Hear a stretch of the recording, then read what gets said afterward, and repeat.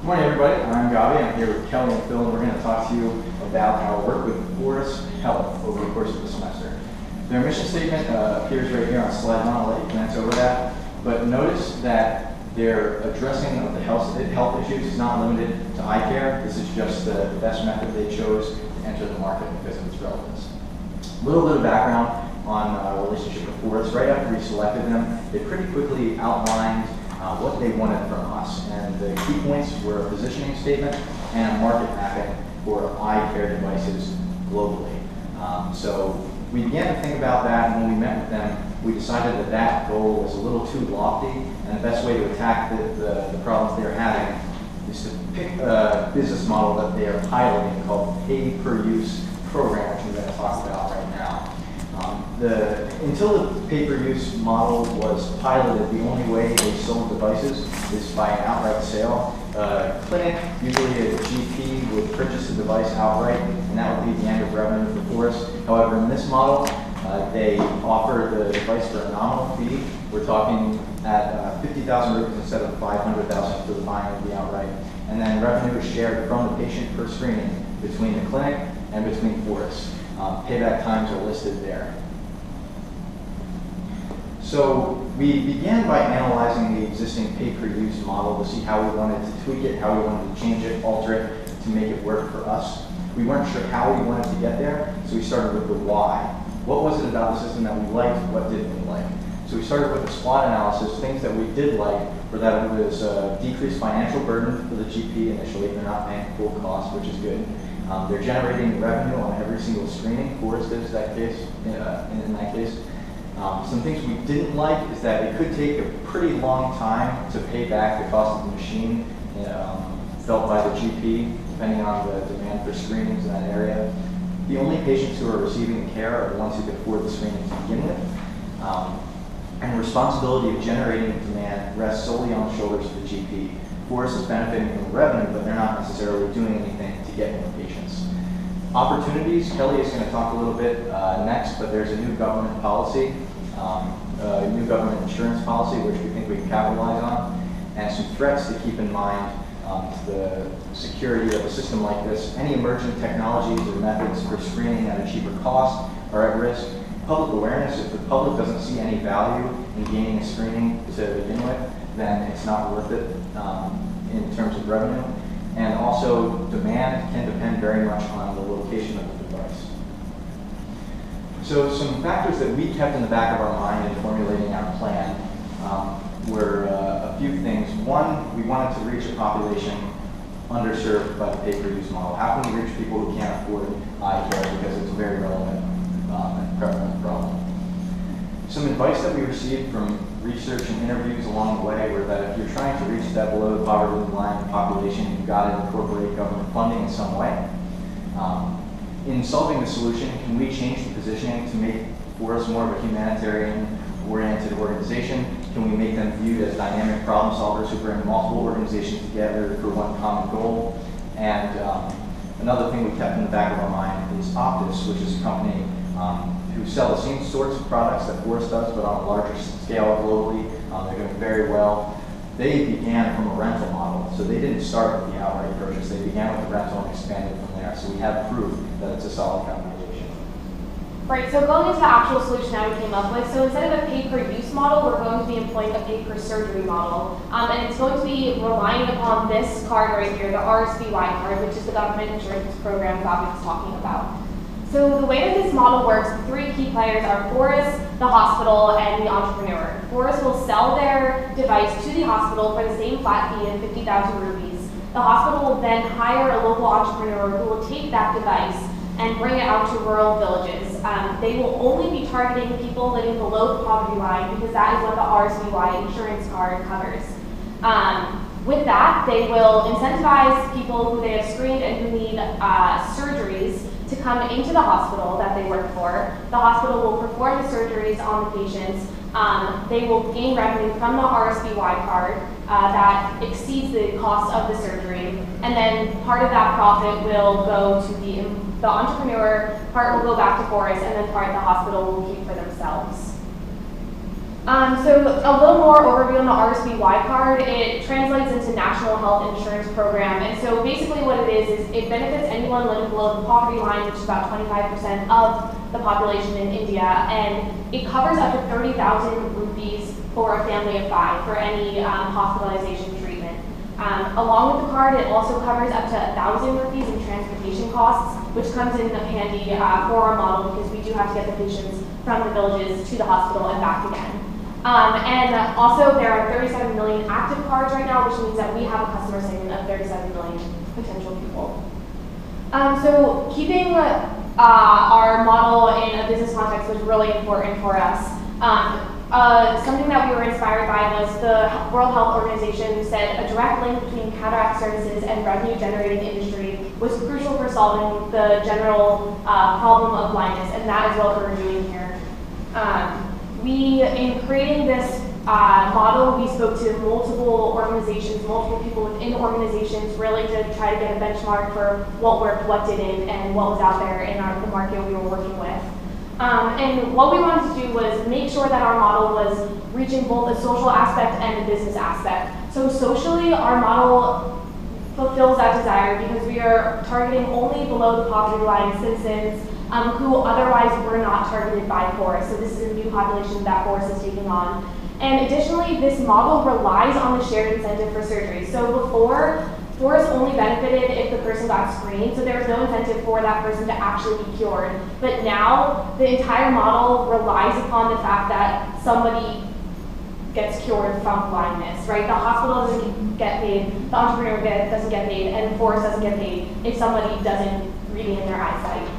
In terms of the business model, we're capitalizing on an existing government program, so that gives this model stability. And it also, as Donnie mentioned, intertwines us with the government, which from research we determined was the only way to really be successful in targeting this population. It also allows us to establish new partners, so Forus has never partnered with hospitals before, and we found this to be a great potential for them. And the social service positioning will really help with their marketing. So the way we really innovated with our new model, the pay-per-surgery model, is through our channels. So Forus will be offering their consultation services in order to take this model and allow the hospitals to really use it in an effective and efficient way. Another one is the commission-based entrepreneurs. As Kelly said, they will be paid based on the amount of surgeries that they can generate. So that's based on the more people that they screen, the more surgeries they'll get and the more profit they'll make. It also adds a lot of value propositions to the hospital. We'll increase patient flow by going out to these rural areas rather than waiting for people to come to them. And by doing that, it increases the social impact. Entrepreneurs, we're creating jobs out of nothing, basically. And so we're incentivizing them by commission, as I said. Patients, they're getting their eye screened for free. They're coming in, they're getting paid through the RSBY card, and they gain their eyesight back, more or less. Forus, they sell the machines, and they also have the social positioning. But for Forus especially, it creates more revenues, more sources of revenue, and we'll be able to collect that revenue over a longer period of time. So this is the fun part, numbers. To give you an idea, the RSBY card pays $6,000 to the hospital that performs the surgery. The surgeon's fee is $3,800. There's an extra profit above that of $2,200. And to break that up between Forus and the hospital, Forus will receive about 45% of that profit, while the hospital will collect 55% in order to cover for the charges of the entrepreneur as well as the transportation possibly. This is also based off of what Forus sent us for the pay-per-use model. So all these numbers are based straight off the pay-per-use model. So this model is already being piloted, but this is just a different version of it. So the number of screenings is 3 times as many in the normal pay-per-use model because these entrepreneurs are going to highly densely populated areas and screening these people who are under the poverty line. And therefore, we assume that there's going to be a higher population of people with eye problems because they don't have access to these kind of services. Therefore, we did 1 out of every 6 screenings will take the surgery. And along the lines of the pay-per-use model, the payback months for Forus, in order to cover the entire cost of the machine, in the first is 55 months to to the lowest in 5 months, which is compared to the pay-per-use model at 45 months to 5 months. In order to kind of supplement the pay-per-use model that they already have in action, we came up with a couple ideas that would allow the model to really expand.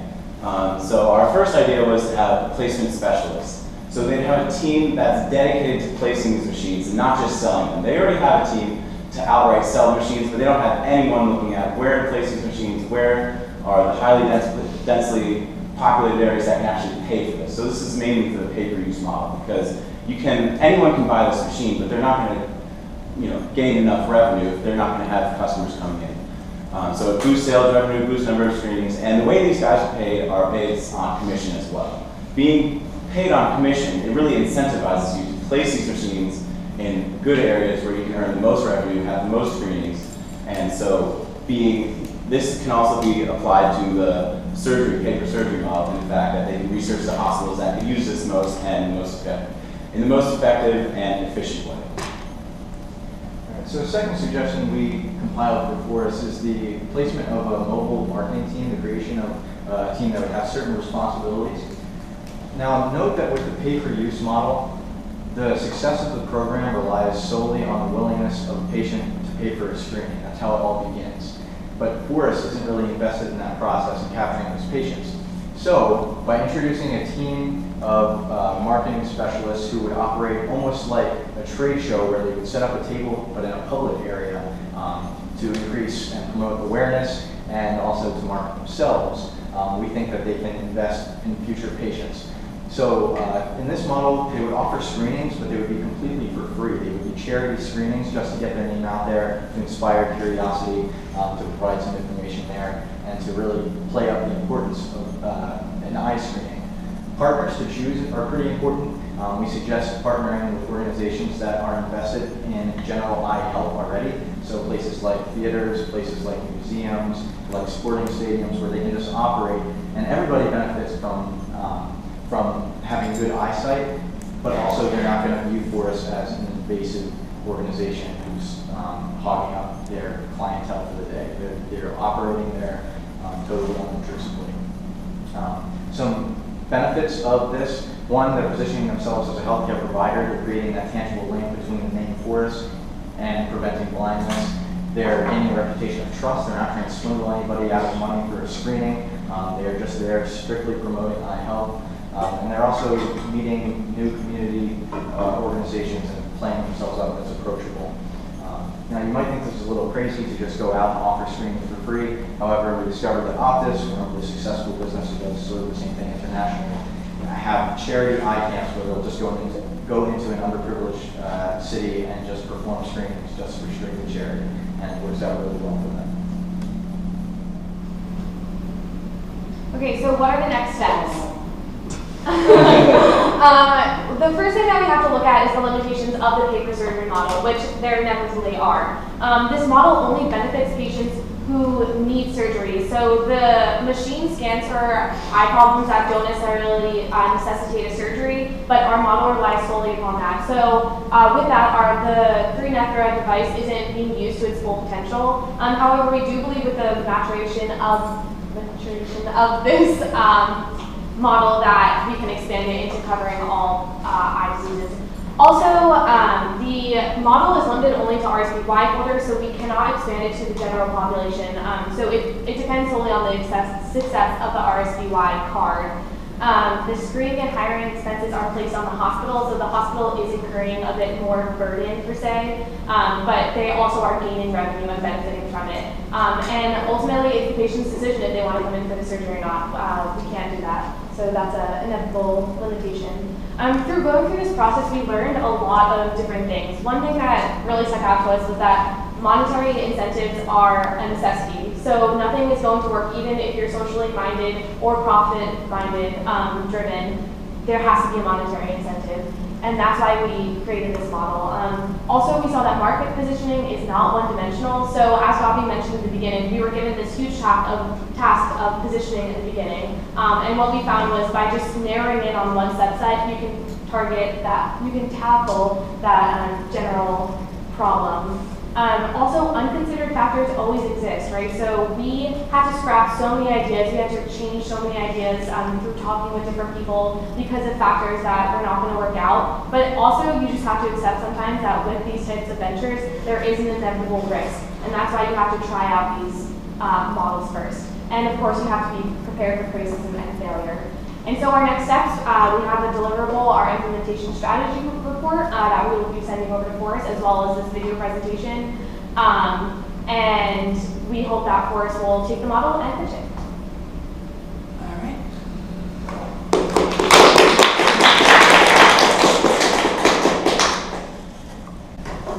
Questions? Yeah. So what's the backup plan if the RSP wide card just ends up being like pulled from like the government services?